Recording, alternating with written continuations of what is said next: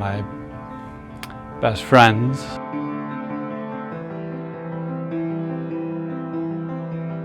He took his life. But we really bonded when he came and worked in my section.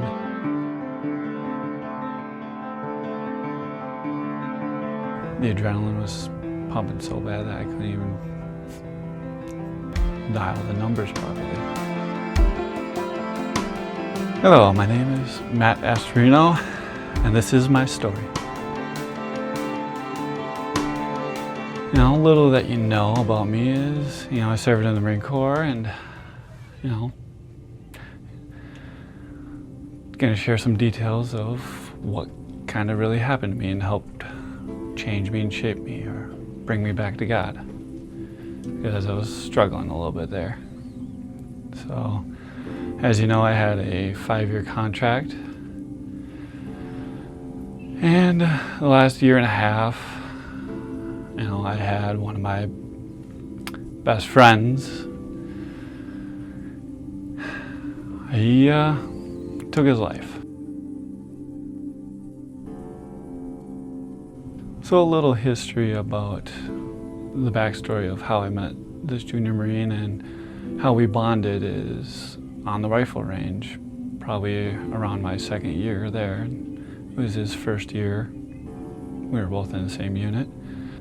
And on the rifle range, we just kind of hung out and shared jokes and sometimes snacks afterwards. So we kind of bonded. But we really bonded when he came and worked in my section, in the armory. I always call it the windowless prison gate that I had the keys to. It's all right. I wouldn't recommend it.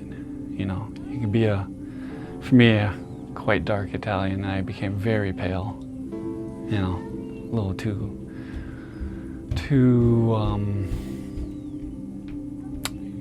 ghostly and ghastly.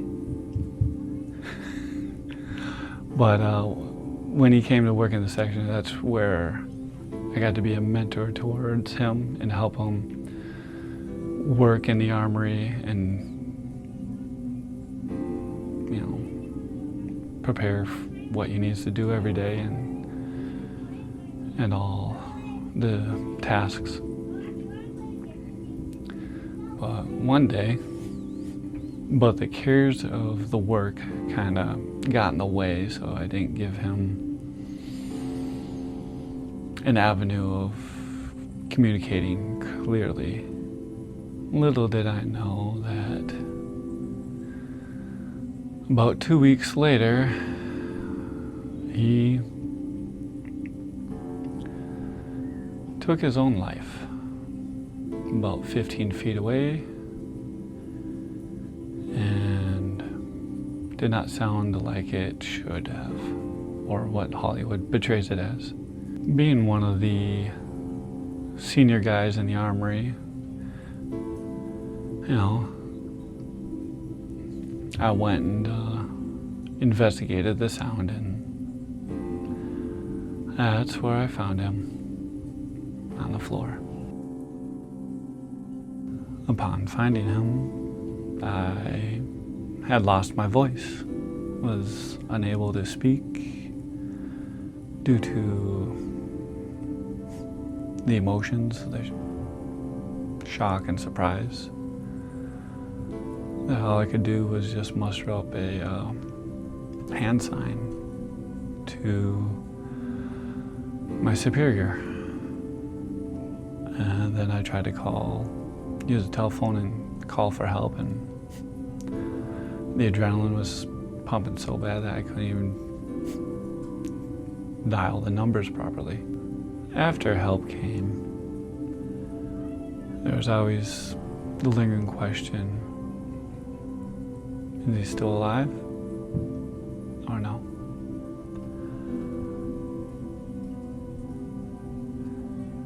He did not. He did not survive. With the adrenaline pumping, didn't really notice everything, except for I just could not walk. I basically ran everywhere. We had to fill out police reports, and then I guess the chain of command policy was to start talking with the crisis team, because that's what it was. And it wasn't until later that evening I probably spent about 45 minutes crying on the phone with my brother. And he would have the wisdom to get me through it. Over the next 8 months,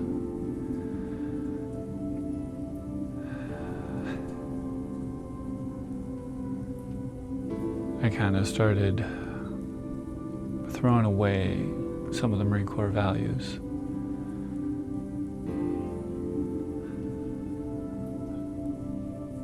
And I noticed myself becoming a bad leader. So I made a decision to leave. And at that point in time, I was just going to get in my car and go. I just wanted to get in my car and go. I didn't care about finishing the contract or the obligation. I just wanted to leave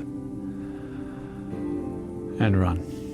But I was convinced to finish the next six or 7 months.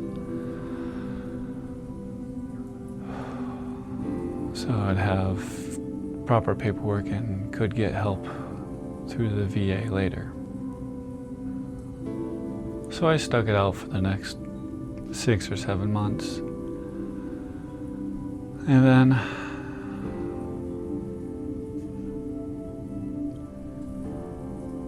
once I got back to Minnesota, I did what I knew what to do, and that was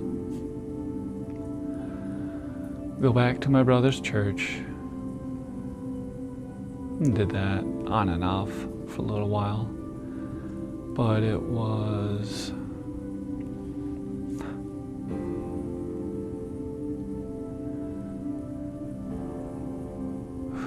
July 18th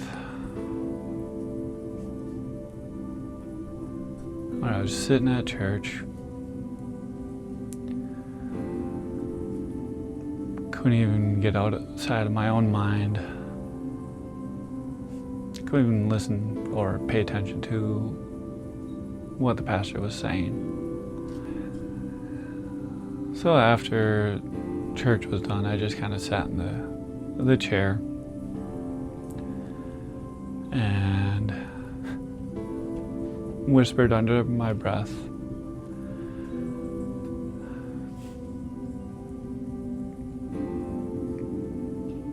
telling God that He had to do something. Because if He wasn't going to do something, I wasn't going to come back. And I was explicit in my decision towards Him, and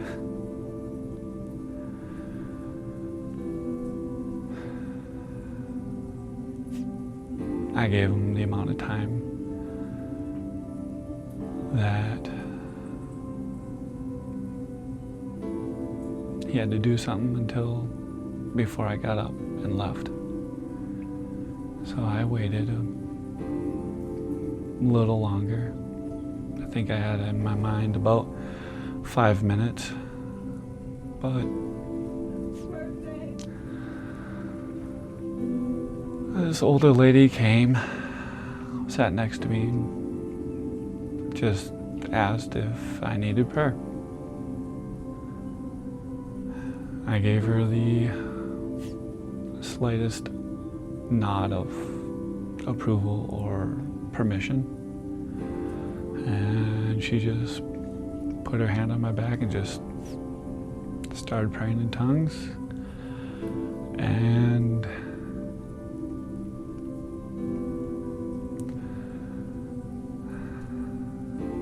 the presence of God fell.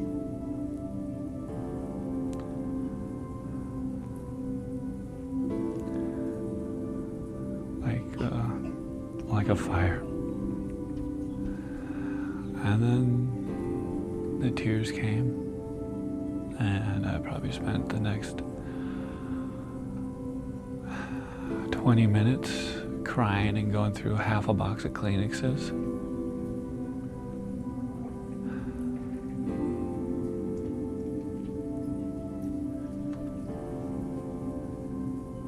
And at the end of it, the lady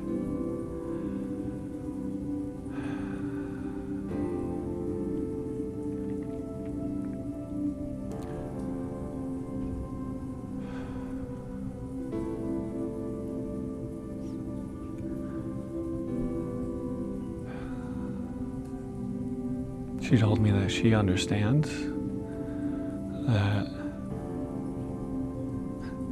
suicide is not the option.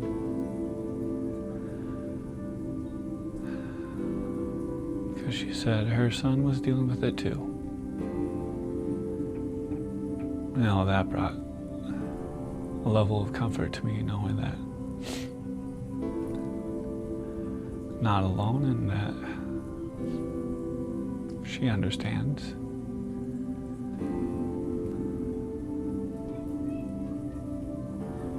After that conversation, I went home, took care of my dog, and my dog wasn't listening, but went to raise my hand at my dog, and my dog was scared and terrified.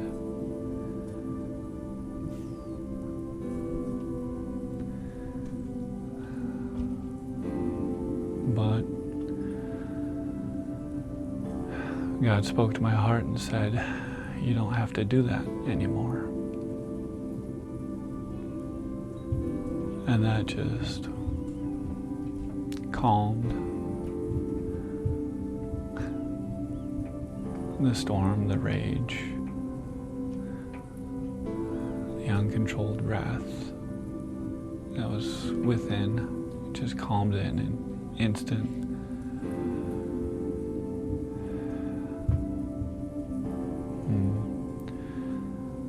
I haven't had a bad day to that degree since then. I've had tough days, but never to that point. It always seemed like God made that day a safety net.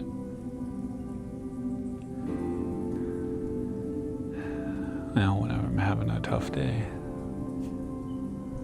He always sends someone to help remind me and pick me up. Having people come and help in the tough times or in the dark times or frustrating times. It always seems to be a reminder that God's always there. Because even